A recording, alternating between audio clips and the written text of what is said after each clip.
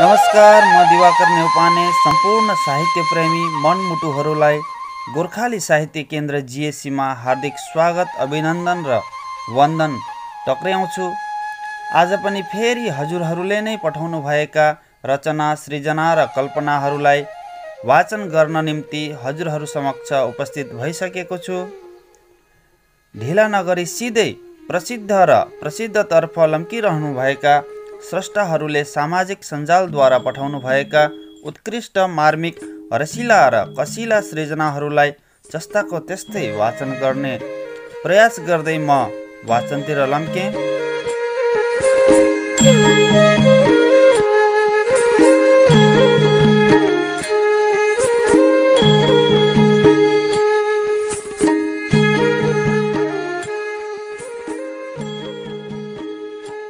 म एउटा मन छुने मुक्तकबाट प्रारम्भ गर्दैछु। मुक्तक यस प्रकार छ।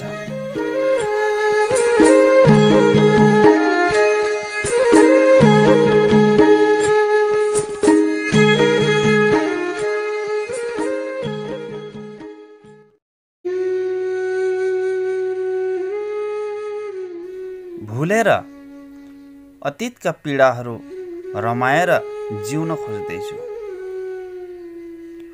भुलेर अतीतका पीडाहरू रमाएर जिउन खोज्दैछु। 20 रुपैयाँ वचन पनि अमृत सम्झी पिउन खोज्दैछु। भुलेर अतीतका पीडाहरू रमाएर जिउन खोज्दैछु। 20 रुपैयाँ वचन पनि अमृत सम्झी पिउन खोज्दैछु। च्याचुत पारेर मिल्काउन खोज्यो मेरा रहरहरू। भुलेर अतीतका पीडाहरू रमाएर जिउन खोज्दैछु। 20 रुपैयाँ वचन पनि अमृत सम्झी पिउन खोज्दैछु।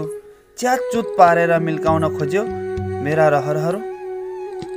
तानतुन गरी भेला पारेर आज सिउन खोज्दैछु। वाह, गजबको मुक्तक पठाउनु भएको छ। अर्जुन नेउपाने बातावारी, चिराङ, असमबाट हुनुहुन्छ। उहाँको मुक्तकले वास्तविकतालाई स्पष्ट गरेको छ। जीवनका हरेक पीडाहरू भुलेर 20 रुपैयाँ वचन पनि अमृत सम्झी पिउनु पर्दछ। रहरहरू च्याचुत पार्ने हजारौँ पाइन्छन्, त्यसलाई तानतुन पारेर सिउनु पर्दछ र यसरी नै जीवन चल्दछ। उहाँलाई निरन्तरताको शुभकामना दिँदै म अग्रिम सृजनातिर लम्कन्छु।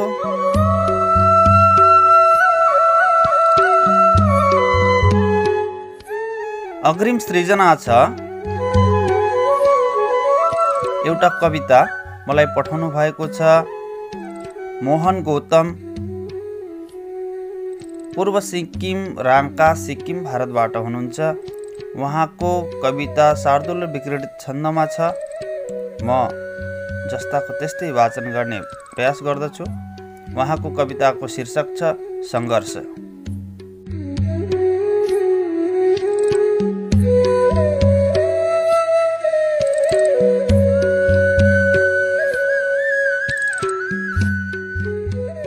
कविता यस प्रकार छ।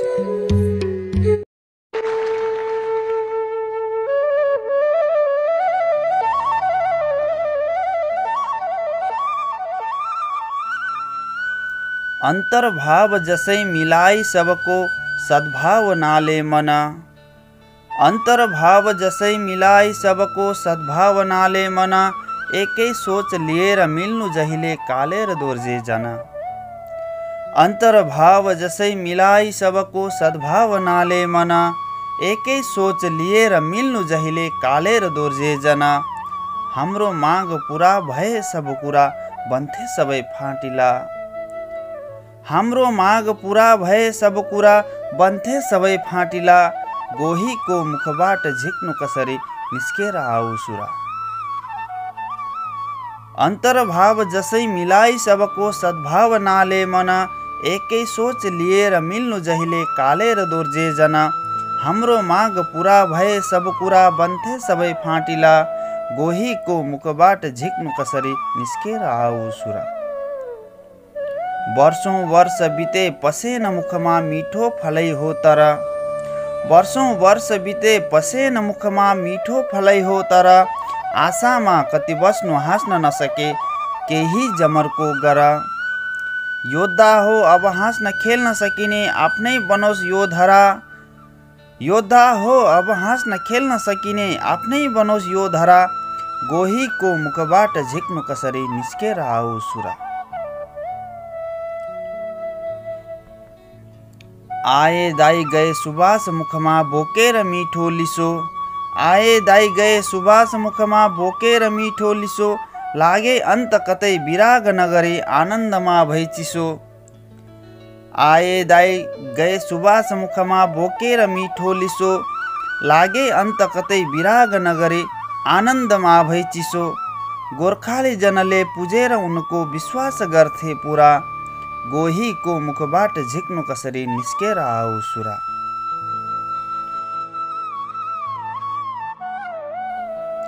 अर्का एक थिए सुरा विमलजी आगो समानै खरा। अर्का एक थिए सुरा विमलजी आगो समानै खरा। दिन्थे भाषण जो सुनेर सबकै रुस्थे जरा कन्दरा। देख्दैछौँ अखबार लेख्छ जहिले खोलेर सारा पुरा। गोहीको मुखबाट झिक्न सजिलो के हुन्छ जस्तो कुरा। स्वर्गै झार्न भनी खटेर मनले ज्यानै गुमाए पनि। स्वर्गै झार्न भनी खटेर मनले ज्यानै गुमाए पनि। बङ्गाली जनले मिलाए सुरजो फाँका गराए अनि। स्वर्गै झार्न भनी खटेर मनले ज्यानै गुमाए पनि। बङ्गाली जनले मिलाए सुरजो फाँका गराए अनि। बाँध्ने काम गरौँ धपाई मनको कालो अध्यारो झुरा। गोहीको मुखबाट झिक्नु कसरी निस्केर आऊ सुरा। गोहीको मुखबाट झिक्नु कसरी निस्केर आऊ सुरा।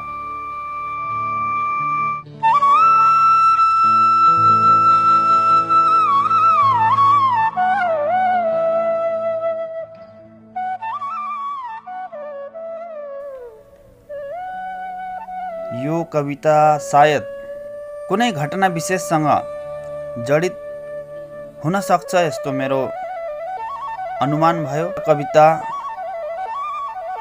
धेरै राम्रो थियो। हजुरहरूलाई वाचन कस्तो लाग्यो? हजुरहरू पनि आफ्ना सृजनाहरू यसरी नै पर्खिरहनु भएका साहित्य प्रेमी मनहरूसम्म पुर्याउन चाहनुहुन्छ भने यहाँ लेखिएको व्हाट्सएप अथवा गोर्खाली साहित्य केन्द्रको फेसबुक समूह पेज, इन्स्टाग्राम, ट्विटरद्वारा पठाउन सक्नुहुनेछ। ढिला भए पनि वाचन अवश्य हुनेछ। हजुरहरू आफ्ना सृजनाहरू पठाउन नभुल्नुहोला। म अग्रिम सृजनातिर लम्के।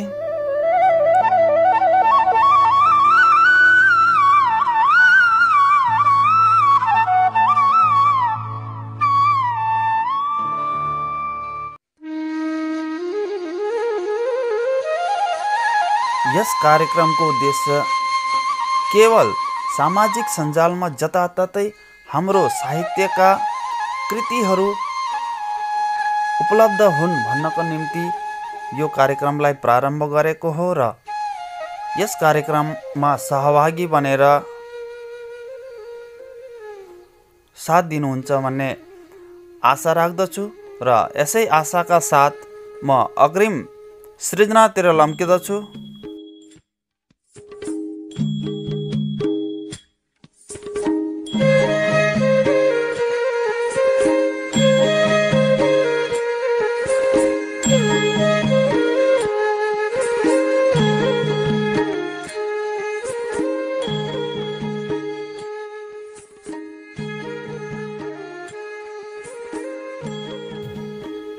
यसै क्रममा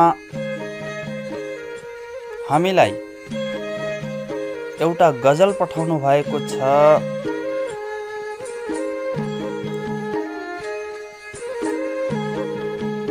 गोरुबथान कालिम्पोङ पश्चिम बङ्गाल भारतबाट अरुण कुमार भुजेलज्यूले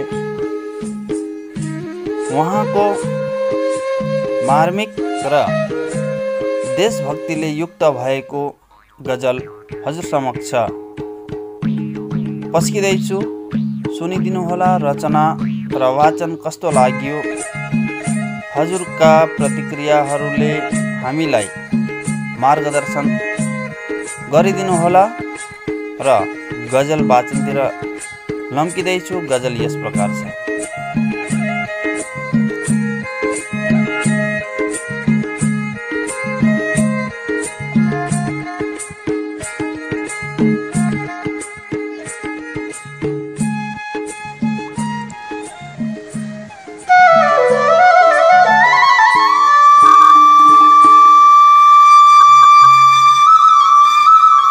जसले जस्तो सकिन्छ गरेर हेरौँ राष्ट्रिय हितको निम्ति।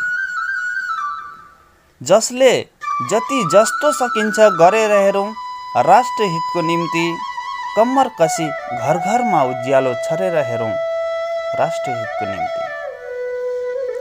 जसले जति जस्तो सकिन्छ गरेर हेरौँ राष्ट्रिय हितको निम्ति।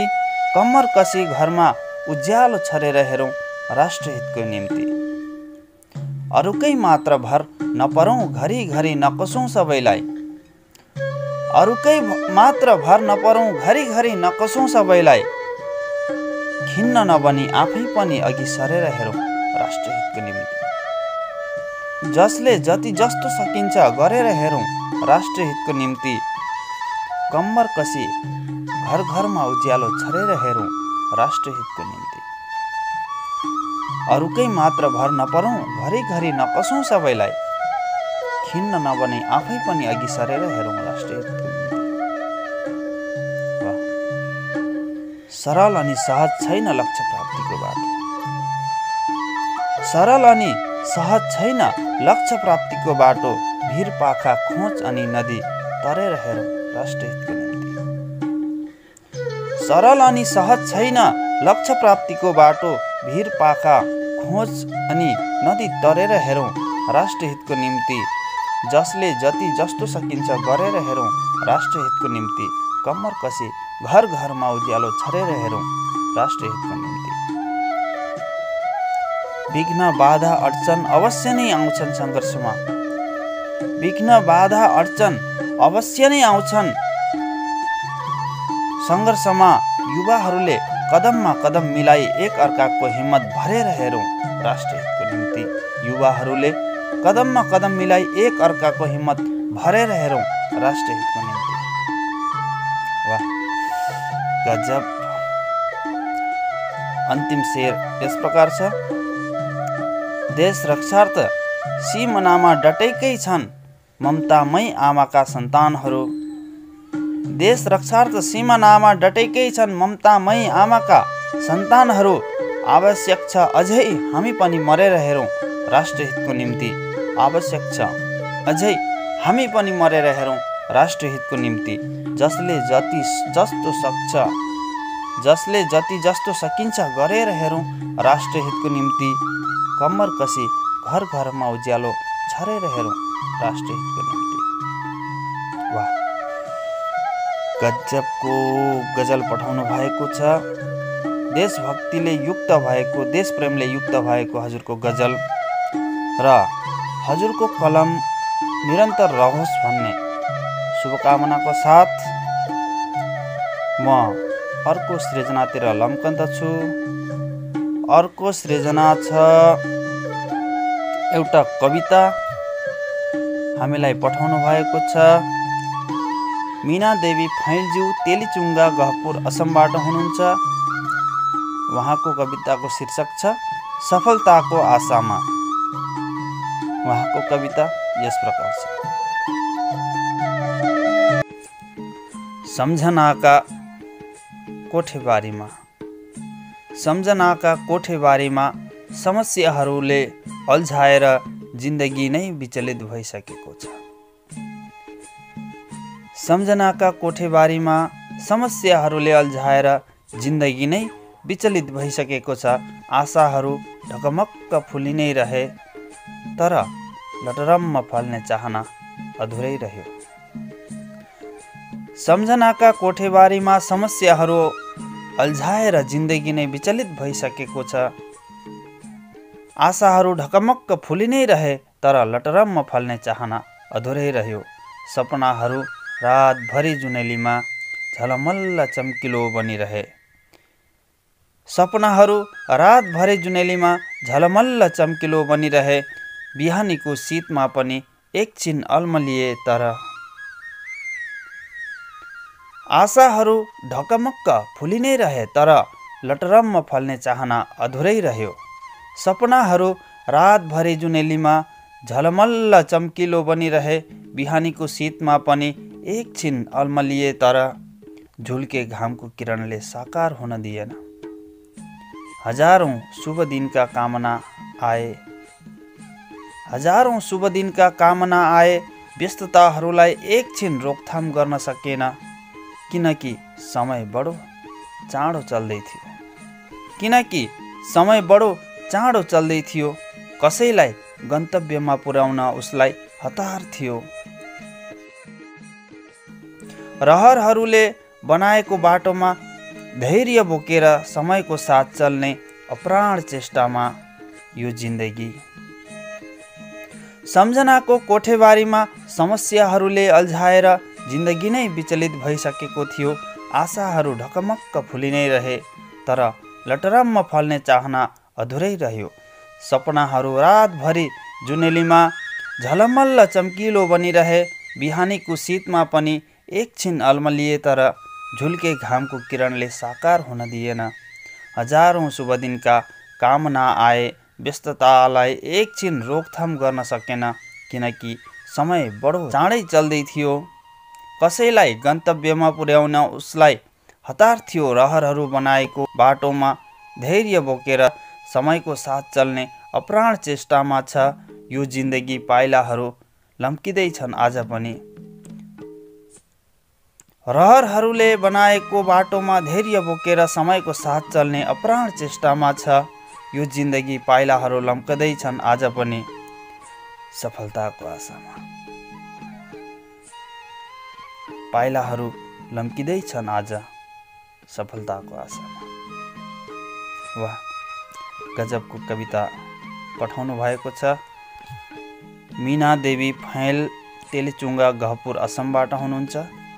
यस्तै कविताहरू लेख्ने शुभकामनाका साथ म फेरि अर्को सृजनातिर लम्कदैछु। हामीलाई मुक्तक पठाउनु भएको छ दिवाकर सुवेदी सिमलटापु कोक्राझार असमबाट। उहाँको मुक्तक यस प्रकार छ।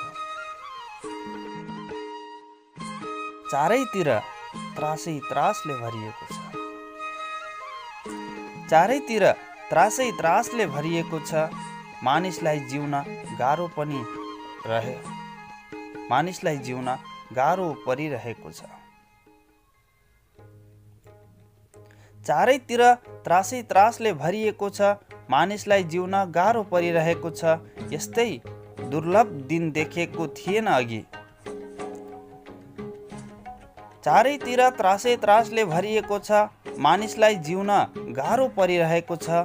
यस्तो दुर्लभ दिन देखेको थिएन अघि। यो संसारमा खै के आइपरिरहेको छ।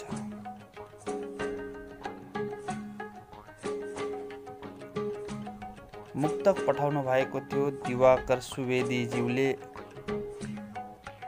सायद यो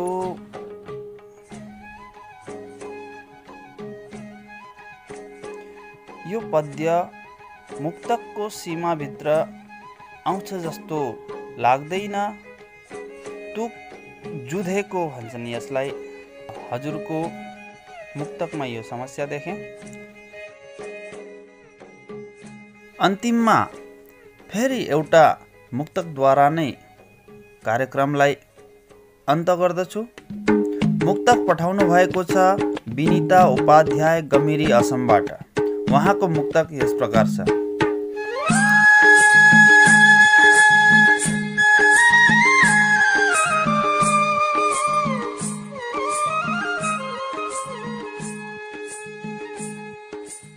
पहेँला चुरा पित्तल हो कि सुन भनी कसरी जान्नु? पहेँला चुरा पित्तल हो कि सुन भनी कसरी जान्नु? दिएका सबै भेट सक्कली नै हुन् भनी कसरी जान्नु? पहेँला चुरा पित्तल हो कि सुन भनी कसरी जान्नु? दिएका सबै भेट सक्कली नै हुन् भनी कसरी जान्नु? यता काली उता गोरी भनेको मात्रै सुन्दैछु प्यारा। यता काली उता गोरी भनेको मात्रै सुन्दैछु प्यारा। पहेँला चुरा पित्तल हो कि सुन भनी कसरी जान्नु? दिएका सबै भेट सक्कली नै हुन् भनी कसरी जान्नु? यता काली उता गोरी भनेको मात्र सुन्दैछु प्यारा। यताको हो कि उताको हो धुन कसरी जान्नु? अच्छा, वाह, धेरै राम्रो मुक्तक पठाउनु भएको छ। यता काली उता गोरी, आहा, यस्तै यस्तै मुक्तक लेखिरहनुहोला। हजुरलाई पनि शुभकामना छ र यही मुक्तकको साथ आजको कार्यक्रमदेखि बिदा लिन चाहन्छु। हजुरहरूलाई वाचन मन परेमा लाइक नत्र अनलाइक गरी सेयर सब्सक्राइब गर्न चाहिँ नभुल्नुहोला भन्दै हजुरहरूदेखि म बिदा लिन चाहन्छु। जय गोर्खा, जय साहित्य।